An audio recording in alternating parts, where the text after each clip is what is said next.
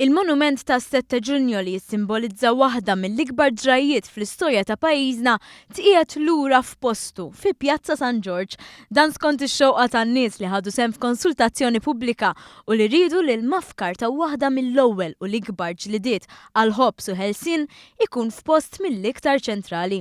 Kien fi żmien amministrazzjoni nazzjonalista li ttieħdet id-deċiżjoni li l-monument jiċċaqlaq għal ġnien ta' Hastings, post sabiħ iżda inqas viżibbli u bogħod mill-Palazz tal-President li għal snin twal laqa l-Kamra tad-Deputati. Il-proċess ta' konsultazzjoni sar matul is-sajf u matulu Pjazza San George kienet l-iktar imsemmija. Suġġerimenti oħra kienu Pjazza Repubblika, Pjazza Jean de la Valette u l-Barrakka ta' fuq. Ix-xewqa tal-maġġoranza saret realtà fil-lejl ta' bejn il-ġimgħa u s-sibt meta l-ħaddiema neħħew il-monument kbir u tqil minn Hastings u ġarrowh għall-post.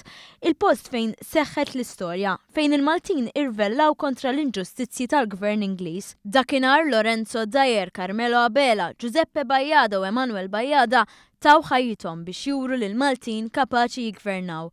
Lil dawn issa se nerġgħu infakruhom b'monument li kif xieraq qiegħed flok li jiġbed lajn biex hekk ħadd ma jinsa kisbiet missirijietna.